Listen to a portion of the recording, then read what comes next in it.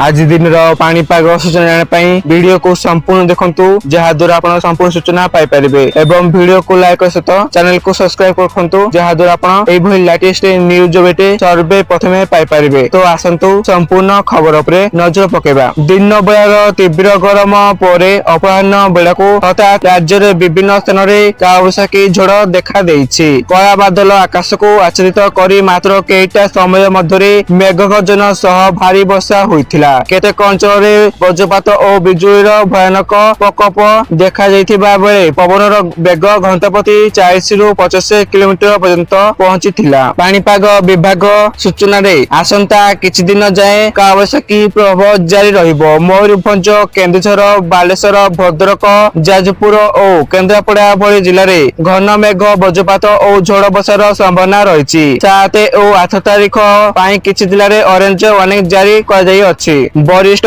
पाणीपाग विशेषज्ञ कहवा अनुसार स्थानीय उष्म वायु और पश्चिमा झड़र प्रभाव मिसी एही परिस्थिति आहुरी तीव्र करुछि। बंगोपसागरु आसुथिबा आर्द्र वायु सह उपर स्तरर शीतल वायुर सम्मिलन हेबाकू कालबैशाखी जोर धरिछि। राज्य रे एपरि पाणीपाग एप्रिल 10 किंबा 11 जाए जारी रहि पारे बोली आकलन करा जाय अछि। एहार प्रभाव रे राज्य रे तापमात्रा किछि ह्रास पाइबा सह साधारण तापमात्रा 35 रु 38 डिग्री मध्य रही पारे। तो यह सूचना आपण माने वीडियो को संपूर्ण देखिरु आपण मानकु धन्यवाद।